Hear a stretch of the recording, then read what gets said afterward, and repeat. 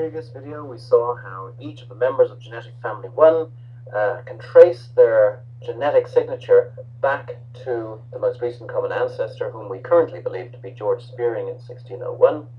And we also looked at the process of triangulation, whereby having different cousins tested allows us to pinpoint back in time to their most recent common ancestor to define the genetic signature of that particular individual. We also should mention genetic family 2 and genetic family 3.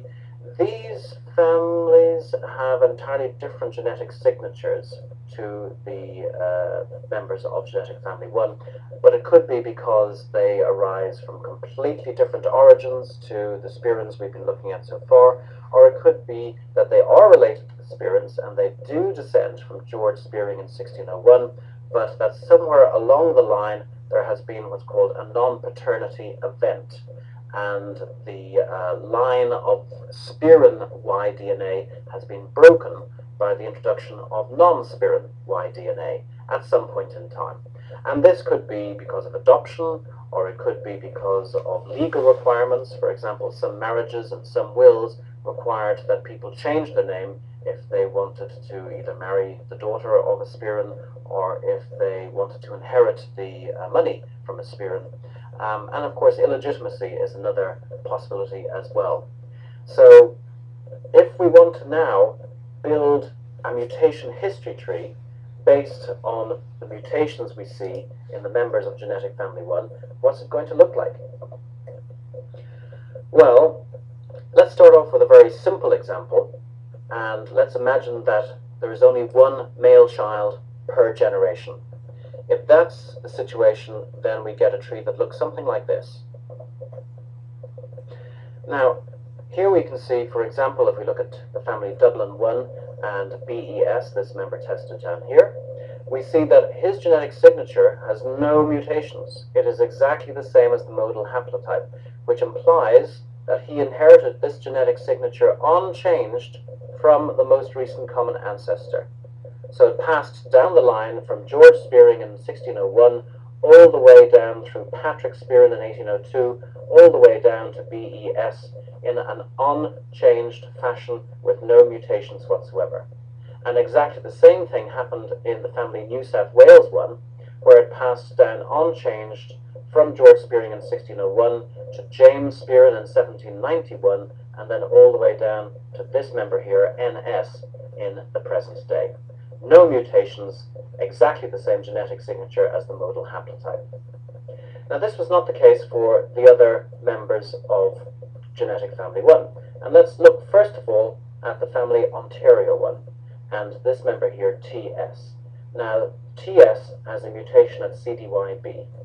Now, the question is, did this mutation occur before his most distant known ancestor, or did it occur at some time after before his most distant known ancestor, which would be sometime in the earlier generations, or did it occur sometime afterwards, perhaps at James Charles H or Charles H2?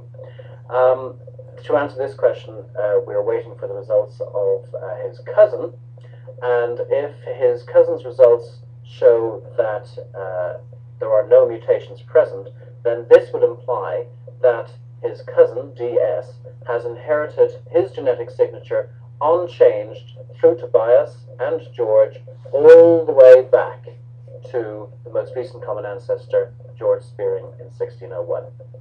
It would also imply that this mutation CDYB occurred at some time between Tobias and TS. So Tobias could have passed it on to his son James, or alternatively James could have passed it on to Charles H, and so on. So that's Ontario family 1. If we look at other families, like New Jersey 1, we see that they have two mutations, CDYB and 413B, and the question is, when did this mutation occur? Unfortunately, because there are no cousins available to test in this family, we cannot use triangulation to identify the genetic signature of Luke, born in 1794, the most distant known ancestor of this particular family. So all we can do is guess where this mutation occurred. for the purposes of this illustration, I've guessed that Luke actually inherited this mutation directly from his father, who in turn inherited the mutation CDYB from some person in his past. It might have been his father, it might have been his grandfather, great-grandfather, and so on. The problem is we don't know where this occurred, and we don't know where this particular family hooks in to the overall tree. It could be at a very early generational level, or it could have been at a much later generational level. We just don't know. Now, the interesting thing here is that this mutation CDYB is also shared by the family Ontario 2.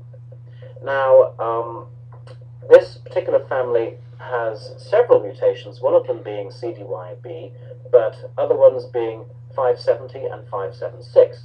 Where did these occur? Well, for the purposes of this example, I've imagined that the mutation 570 was passed on from the father of the person who was tested, so it's a very, very late mutation, whereas the mutation 576 was passed on to the most distant known ancestor. And in actual fact, if we did triangulation in this family, and this was the situation, we would find that the mutation 576 and mutation CDYB was present in John, born in 1802, but the later mutation 570 was not. So triangulation would be useful to perform in this particular family. The other family of interest is the family of Nicholas, 1795, family Georgia 1. And in this particular family, they have a mutation at 607 and also a mutation at marker CDYA. When did these occur? We don't know. And where do they hook in to the main family? Again, we don't know. It could have been at a very early generational level, or it could have been at quite a late generational level. But in general terms, the more mutations a family has, the older that family is likely to be, and the more likely that it hooks in at a very early point in time to the overall mutation history tree.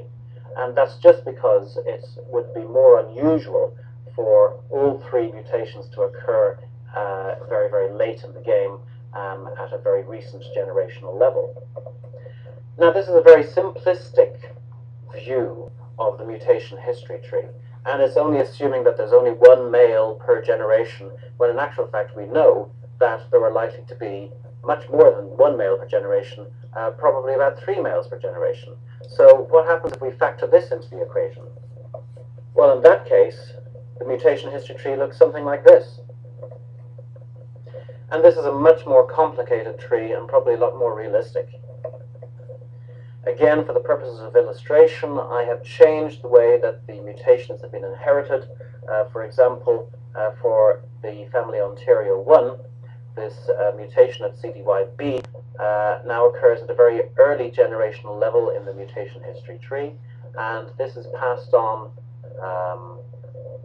to the members of the Ontario 1 family, reaching the member tested TS, and we would then expect the results of the member DS to also have this mutation CDYB. However, supposing it came out as being there are no mutations at all, how would you explain that? Well, this could be an example of a reverse mutation. So, for example, the CDYB mutation occurs at an early point in this particular family's line, and it changes from a value of 41 to 42, but then further down the line, it flips back from 42 back to 41, and therefore the mutation is lost because it reverts to what would be called the normal value for the modal haplotype. And this would then give us the false impression that these two people are not related, were not for the fact that we know from paper-based research that in fact they are. So reverse mutations are an example of one genetic phenomenon that can throw a spanner in the genetic works. I've included another of these genetic spanners when we look at family New Jersey 1. Now, they have a mutation at CDYB, and for the purposes of this particular example, I've assumed that it occurred 3 generations before their most distant known ancestor. Now, however, the same mutation also occurs in the family Ontario 2, and in this particular instance, I've, for example, shown it as occurring 2 generations above the most distant known ancestor. Now, this is an example of a parallel mutation, where a mutation occurs in one distant branch of the family, and exactly the same mutation occurs in another branch of the family. These mutations occur in parallel. They would suggest that the families were perhaps closely related at a much later generational level, when in fact their relationship goes back a lot more generations, and in this particular example, their most recent common ancestor goes all the way back to George Spearing in 1601. So this is another example of a genetic spanner being thrown into the works.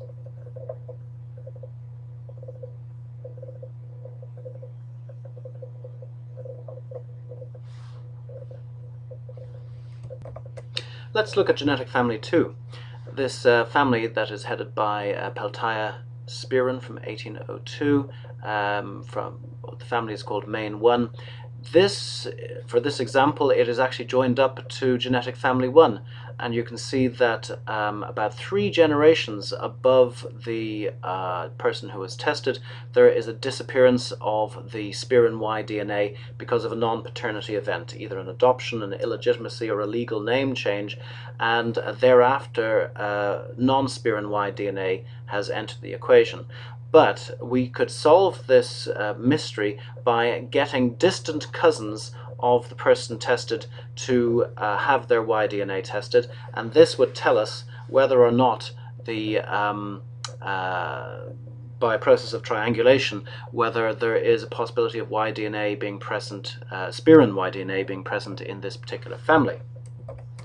Also, for the purposes of illustration, with this member here from genetic family 3, and specifically the family Main 2, there is no connection to anybody else in the rest of the group, indicating that this particular person and this particular family probably have a completely distinct origin for their surname, and they are an entirely different family with no genetic relationship to the other members of the entire group. And towards the right hand side of the diagram, you can see other mutations, other examples of mutations occurring throughout the tree. Here is an example of a reverse mutation again. It used to be red, then it changed to yellow, and then it changed back to red, so that the previous yellow mutation would be disguised in descendants of this red group who underwent the reverse mutation. And the next question after all of this is, where does this leave us, and what do we do next? And that is the topic of the next video.